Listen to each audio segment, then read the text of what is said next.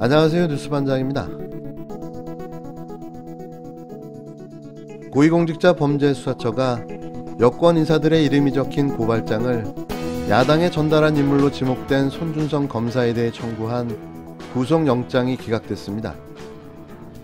어디선가 윤석열의 안도의 한숨소리가 들리는 듯합니다. 시겁했겠죠. 한동훈 핸드폰에 이어 손준성 구속까지 몹시 충격을 받았을 텐데요. 자신에게는 도저히 일어날 수 없는 일들이 지금 일어나고 있으니 말이죠. 소환도 거부하고 수사를 지연 방해하고 있는 현직 검사에게 체포영장을 청구했다 기각되자 바로 구속영장을 청구한 건데요. 검찰의 국기문란, 선거 개입 사건이라는 중대성을 볼 때 당연한 일입니다. 이미 공개된 녹취록과 각종 증거와 정황들은 손준성 검사가 이 사건에 직접 개입했고 기획했다는 사실을 보여주고 있는데요. 그는 구속되어야 맞는 거죠. 이게 일반인이었다면 기각될 수 있었을까요? 몹시도 어이가 없고 기가 막힌 결과인데요. 검찰과 사법부가 공생 관계라는 것만 다시 증명해주고 말았습니다. 서울중앙지법 이세창 영장전담 부장판사는 26일 직권남용 권리행사 방해 등의 혐의로 송 검사에게 청구된 구속영장을 기각했습니다. 이 부장판사는 중앙대학교 법대 출신으로 사법연수원 31기입니다. 손준성 검사는 서울대 법대 출신으로 사법연수원 29기인데요. 어떤 형태로든 판사와 검사, 그리고 변호사는 서로 엮일 수밖에 없는 거죠. 이게 법조 카르텔로 이어질 수밖에 없습니다. 이 부장판사는 피의자에 대한 출석 요구 상황 등 이 사건 수사 진행 경과 및 피의자에게 정당한 방어권 행사의 범위를 넘어 증거를 인멸하거나 도망할 우려가 있다고 보기에는 어려운 점, 신문 과정에서 향후 수사에 성실히 임하겠다는 피의자 진술 등을 종합하면 현 단계에서 피의자에 대하여 구속의 필요성 및 상당성이 부족하다고 영장 기각 사유를 밝혔는데요. 이 중대한 사건의 구속의 필요성과 상당성이 없답니다. 더더군다나 시간이 지날수록 증거인멸에 우려가 더 커지고 있는 상황인데요. 송 검사는 지난해 대검 수사정보정책관으로 근무할 당시 김웅 국힘당 의원실에 유시민 노무현재단 이사장, 최강욱 황희석 열린민주당 의원 등 총 11명의 이름이 적힌 고발장을 전달했다는 의혹을 받고 있습니다. 해당 고발장에는 유 이사장 등이 선거에 영향을 줄 목적으로 MBC의 검언유착 의혹을 보도에 개입했다는 혐의가 담겨 있는데요. 또 뉴스타파의 김건희 도이치모터스 주가 조작 연루 의혹과 검언유착 의혹 보도가 윤 전 청장 등의 명예를 훼손했다는 내용도 포함되어 있었습니다. 송 검사는 이 같은 의혹을 부인해 왔는데요. 공수처는 이에 수차례 송 검사에게 출석해 조사를 받을 것을 요구했으나 송 검사가 이에 응하지 않아 구속영장을 청구했다는 입장입니다. 공수처는 이 사건 피해자 등 핵심적인 사건 관계인들에게 출석해 수사에 협조해 줄 것을 누차 요청했는데도 소환 대상자들은 납득하기 어려운 사유를 내세워 출석을 계속 미루는 등 비협조적인 태도를 보였다고 밝혔는데요. 공수처는 이날 심사에서 고발 사주 의혹이 검찰의 정치적 중립성을 흔드는 중대 사안이라 신속한 수사가 필요한데도 중요 피의자인 송 검사가 정당한 이유 없이 계속 조사를 회피했다고 주장했습니다. 반대로 손 검사 측은 심사에서 혐의를 전면 부인하며 공수처가 수사 편의 때문에 피의자의 방어권을 침해했다고 주장한 것으로 전해졌는데요. 공수처가 국힘당 대선 후보 경선 일정을 이유로 출석을 압박했으며 지난 23일 영장을 청구하면서 이를 곧바로 통보하지 않고 심사 하루 전에야 통보해 부당하다는 겁니다. 송 검사의 변호인은 피의자의 무고함과 구속영장 청구의 부당성에 대해 적극 설명했다며 앞으로의 수사 절차에 성실히 임할 것임을 말씀드렸다고 밝혔는데요. 법을 잘 아는 현직 검사의 법꾸라지짓, 그리고 사법부에 알아서 봐주기가 나은 고발 청탁 사건 방해 공작이라고 밖에 볼 수가 없습니다. 언제쯤 제대로 단죄할 수 있을까요? 또 답답해지는 하루입니다. 26일 중앙일보 보도에 따르면 공수처가 송 검사에 대해 청구한 구속영장 범죄 사실에는 윤석열 전 검찰청장이 조국 전 법무부 장관 가족 수사를 지휘했다. 채널A 사건, 이른바 검언유착 사건을 대검찰청 인권부에 진상조사하도록 지시했다는 내용이 적시되어 있었습니다.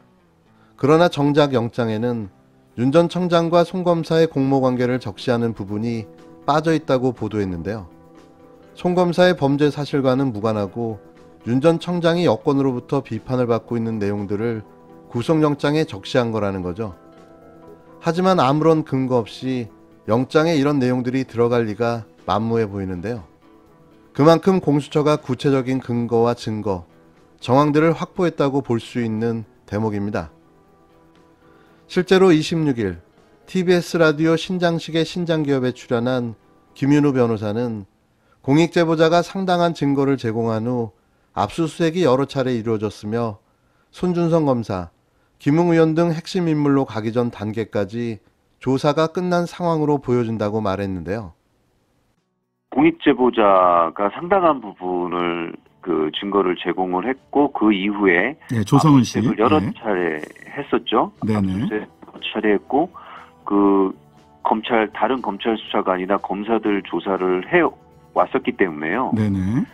지금 언론에서 보도를 안 해서 그렇지 제가 봤을 때는 상당 부분이 진행이 됐고 네. 남은 거는 손준성 검사부터 김웅 의원 등등 해서 이제 본격적인 핵심 인물로 나아가기 전 단계 조사는 이미 다 끝나 있는 상황이라고 보여지거든요. 네네. 그래서 그동안에 언론 보도가 없어서 좀 생소하거나 워낙 대장동 보도만 나왔지 않습니까? 네네.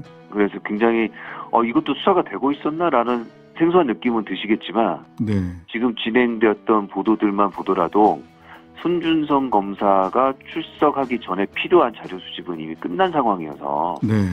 상당 부분이 소명이 되지 않을까 그렇게 생각이 됩니다. 글쎄요. 그러니까 그런 정도가 소명이 됐다라고 예상을 할 수 있지 않을까라고 생각이 되는 게 손준성 전 정책관 측이 공수처 수사팀이 보낸 문자를 공개하면서 겁박 문자다. 여기 보니까 예정된 출석에 불응할 경우 불가피하게 강제 수사에 의할 수밖에 없다.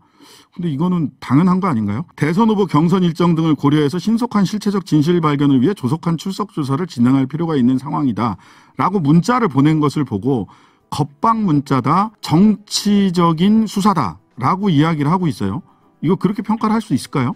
검찰 출신 아닌 변호인들 입장에서는 피해자들에게 저 정도 문자는 뭐 너무 익숙하게 많이 가는 걸 너무 많이 봐서 너무 익숙해서 왜 문제가 되는지 잘 모르겠습니다. 만약 진짜 그런 문제가 있다면 검찰이 우리 국민들과 변호사들의 인권 감수성을 그동안 얼마나 무디게 해왔는가 이런 문제의식을 가져야 되지 않을까요? 그 경선 일정에 영향을 안 받기 위해서 그나마 영향이 적을 수사를 마치겠다는 게 공수처 입장인데 네. 오히려 피해자 입장은 경선 결과에 영향을 받고 싶었던 거 아닌가 싶거든요. 네, 경선 결과에 영향을 받고 싶다. 11월 4일, 2일이나 4일 날 출석하겠다라고 얘기를 하기는 했어요. 손 검사가요. 네. 어떻게 이렇게 물증이 있는 시간을 질질 끌다가 정치 수사가 돼서 수사를 엉망으로 만들 수 있겠느냐 그런 고려를 공수처가 하는 것으로 보이고 네. 공수처가 이렇게까지 의지를 보이는 이유는 네. 아까도 말씀드렸듯이 손준성 검사가 출석하면 그 다음 단계를 취할 수 있을 정도로의 자료 수집은 어느 정도 마무리가 돼 있다. 공수처가 손준성 검사, 전 대검찰청 수사정보정책관에게 사전 구속영장을 청구한 것을 두고 윤석열 캠프가 정치 공작이라고 반발하고 있습니다. 송 검사가 11월 초에 조사를 받겠다고 하는데 왜 강제 수사를 시도하느냐는 논리인데요. 그러나 윤석열 전 검찰청장은 불과 40여일 전 질질 끌지 말고 빨리 수사하라고 목소리를 높였었습니다. 9월 9일 윤 전 청장은 질질 끌면서 냄새나 계속 풍기지 말고 빨리 확인해서 결론을 내라고 요구했는데요. 윤 전 청장은 신속하게 진상을 확인해서 국민에게 빨리 방안을 내라며 선거 때마다 등장하는 정치 공작하고 프로세서가 똑같다고 주장했습니다. 질질 끌지 말고 신속하게 진상을 확인하라던 윤 전 청장의 입장이 뒤집힌 건데요. 이 같은 태도 변화는 김웅 조성은 녹음 파일이라는 물증이 나오자 야당 경선일인 11월 5일 이후로 공수처 수사를 지연시키려는 의도로 풀이됩니다. 현재 야당 주자 가운데 지지율 1위인 윤 후보가 야당 후보가 되면 공수처가 손대기 쉽지 않다는 계산이 깔려 있는 거죠. 누가 이 뻔한 속셈을 모를 수가 있겠습니까? 그런데 어쩌죠? 홍준표 후보가 야당 대선 후보가 될 것 같은데요. 아무래도 학교 가는 건 피할 수 없어 보입니다.